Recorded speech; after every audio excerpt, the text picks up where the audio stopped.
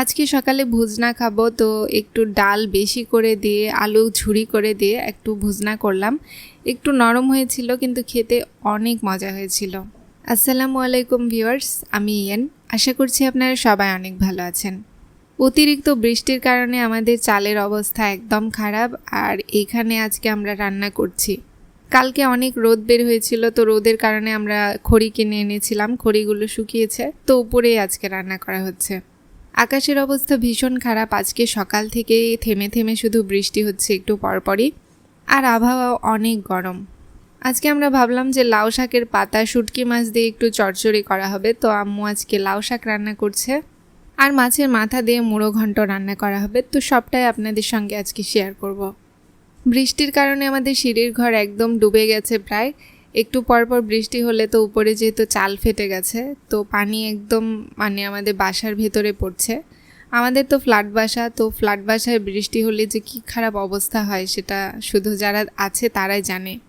তো পেঁয়াজের মধ্যে আম্মু মরিচ, হলুদ গুঁড়া, লবণ গুঁড়া, আদা বাটা, জিরা বাটা এগুলো দিয়ে একটু নাড়াচাড়া করে নিল, একটু হালকা ভেজে নিতে হবে।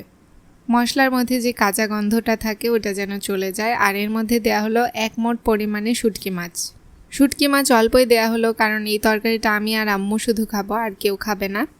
এখন শুটকি মাছটাকে মশলার মধ্যে একটু সেদ্ধ করতে হবে। শুটকি মাছের উপরে বলক চলে এসেছে, আর এর মধ্যে শাকও দেয়া হলো। শাক আর আলু যেহেতু আছে সিদ্ধ হতে হবে, তো এটাকে আবার দিয়ে একটু ঢাকনা দিয়ে ঢেকে দেয়া হলো। কিছুক্ষণ পরে ঢাকনা তুলে আবার শাকের মধ্যে পানি দেয়া হলো, শাকটা যেন সেদ্ধ হয়।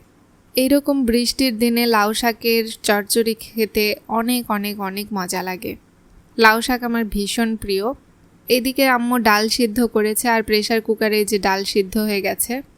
আকাশ আবার কালো হয়ে গেল রান্না করতে করতে, বৃষ্টিও শুরু হয়েছে। আর এই যে আমাদের চচ্চড়িটা হাফ হয়েছে, আর একটু পানি কমে গেলে আমরা এটাকে নামিয়ে নিব।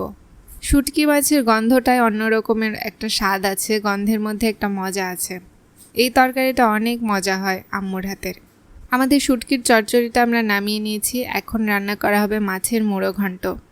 মুড়ো ঘন্ট রান্না করার প্রথমে মাছটাকে কষাতে হয়, তো আম্মু একটু শুকনা মরিচ আর পেঁয়াজ দিয়ে দিল। এর মধ্যে সব মশলা আস্তে আস্তে দেওয়া হবে, আর রসুনটা তো কম্পালসারি, রসুন দিতেই হয়।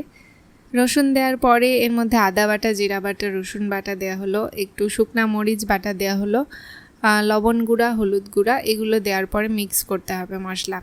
আমাদের বড় একটা সিলভার কার্প মাছের মাথা ছিল, সেই মাথা দেওয়া হলো, একটু ঠোঁটা কাটা ছিল সেগুলো দেওয়া হলো। মাছের মাথা দিয়ে মুড়ো ঘন্ট অনেক মজা লাগে খেতে। আর এর মধ্যে একটু পাঁচফোড়ন দিতে হবে, ডাল মশলা। ডাল মশলা দিয়ে এই মুড়ো ঘন্ট রান্না করলে খেতে কিন্তু দারুণ লাগে। এখন মাছের মাথাটা কষাতে হবে ভালো করে, তারপরে মাছটা কষে গেলে এর মধ্যে দিতে হবে ডাল ঢেলে। ওইদিকে রান্না হচ্ছে, আর এদিকে আমি গাছ পাকা আম খেতে বসেছি। এই আমগুলো আমাদের গাছের আম, গাছে একদম পেকে আম পড়ছিল। আর আমরা তো এবার ভেবেছিলাম গাছে আম ধরেনি, গাছগুলো বেশ ঝোপালো ছিল, তো খুব একটা হয়তো ধরেনি, 5-10টা আমই হবে। প্রতিদিন 2টা, 1টা, 3টা, 4টা এভাবে পড়ছে। আমগুলোর কালার এত সুন্দর আমাদের গাছের, কি বলবো, আলহামদুলিল্লাহ অনেক সুন্দর আমের কালার, এবং কালারের মতোই আমগুলোও খেতে। যে আমের কালার যত ভালো হয় সে আম খেতেও কিন্তু ততটাই মজা হয়। খুবই মজা আমাদের এই আমটা। একটা আম ছিলে খেলাম, আর পরের আমটা বটি দিয়ে কেটে খাচ্ছি, কারণ এই আমটা একটু কম পাকা ছিল, একটু শক্ত শক্ত টাইপের, কিন্তু আম খেতে কিন্তু দারুণ মজা ছিল। পরে যে আমটা খেলাম এই আমটা একটু টকটক ছিল নিচের দিকে, কিন্তু খুবই মজা ছিল আমগুলো।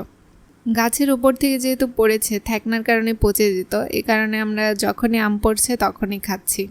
তো ভিউয়ার্স, এদিকে আমাদের মাছের মুড়ো ঘন্টটা এই যে সিদ্ধ হয়ে গেছে, এখন এর মধ্যে ডাল দিতে হবে। মাথাটা আম্মু একটু ভেঙে ভেঙে দিচ্ছে, কারণ মাছ যত ভাঙা হবে ততই কিন্তু এই মুড়ো ঘন্টটা টেস্টি হয়। মাছের মুড়ো ঘন্ট কষানোটা থেকে এত সুন্দর স্মেল আসছিল, এটা তরকারি করলে যে কত ভালো লাগবে সেটা এখনই বোঝা যাচ্ছে। তো ডাল ঢেলে দেওয়ার পরে এটাকে এখন কিছুক্ষণের জন্য ফুটাতে হবে। আর এই যে মরিচগুলো ভেসে উঠেছে এগুলো কিন্তু শুকনা মরিচ। বৃষ্টির দিনে মাছের এই মুড়ো ঘন্টটাও অনেক ভালো লাগে। আজকে যেহেতু একটু ঠান্ডা ঠান্ডা ওয়েদার, তো এই ওয়েদারে এইরকম তরকারি খেতে একদম জমে যাবে। এদিকে ভিউয়ার্স দেখেন, আমি ছাদে এসেছি, কত মেঘ, আর গাছপালা শুধু বাতাসের কারণে নড়ছে, এখনই মনে হচ্ছে আবার বৃষ্টি আসবে। আমাদের মুড়ো ঘন্টটাও এদিকে আর একটু হওয়া বাকি আছে।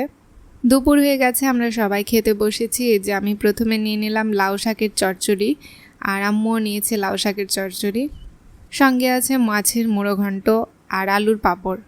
আজকে আমাদের খাবারের আইটেমটা দারুণ ছিল, আর সত্যি কথা বলতে মুড়ো ঘন্টটা থেকে এত সুন্দর স্মেল আসছিল, খুব মজা হয়েছে বোঝা যাচ্ছে। আম্মু আর আমি দুপুর হয়েছে খেতে বসেছি। ছোট ভাই অনেক আগে খেয়েছে, আর আমার আব্বু একটু অসুস্থ, আব্বুও অনেক আগে খেয়ে ঘুমিয়ে পড়েছে। এদিকে আমি আর আম্মু বসে খাওয়া দাওয়া করছি, দুই মা মেয়ে মিলে। আলহামদুলিল্লাহ আমাদের এই লাউ শাকের চচ্চড়িটা এত ভালো হয়েছিল। আমি আম্মুকে বলেছিলাম যে এত কম শুটকি মাছ দিচ্ছ, ভালো হবে কি না। তো দেখলাম যে কম শুটকি মাছ দিয়েই বেশি মজা হয়েছে, অনেক টেস্টি। সব শুটকি মাছ ভালো হয় না, কিন্তু আজকের শুটকিটা দেখছি অনেক মজা। এদিকে লাউ শাকের চচ্চড়ি দিয়ে খাওয়ার পরে আমি মাছের মুড়ো ঘন্টটা নিলাম। মাথার যে বড় অংশটা ছিল সেটা আম্মু আমাকে দিল। তো দেখা যাক, এখন খেয়ে দেখি মাছের মুড়ো ঘন্টটা কেমন হয়েছে। বাইরে এত বৃষ্টি হচ্ছে যে এগুলোকে চাল ফাটানো বৃষ্টি বলে, মানে টিনের চালে যারা থাকে টিনের ঘরে তারাই বুঝতে পারবে যে কেমন বৃষ্টি হচ্ছে। আমাদের সিঁড়ির ঘরের টিন তো আজকে মনে হয় একদম আরও বেশি নষ্ট হয়ে গেছে। যত বৃষ্টি হচ্ছে ততই মরিচা হয়েছে। এই টিনটা আর খুব তাড়াতাড়ি ঠিক করতে হবে। এদিকে আলহামদুলিল্লাহ এই ঘাটিটা এতই সুন্দর হয়েছিল, মুড়ো ঘন্ট খুব টেস্টি হয়েছে। আম্মুর হাতের এই ঘন্টটা অনেক মজা হয় অবশ্য, আম্মু অনেক মজা করে রান্না করে এটা। আর মাছের মাথাটা অনেক টেস্টি ছিল। তো ভিউয়ার্স, ব্লগটা বড় না করে আজকে এখানেই শেষ করছি। আপনারা সবাই ভালো থাকবেন, সুস্থ থাকবেন। আল্লাহ হাফেজ।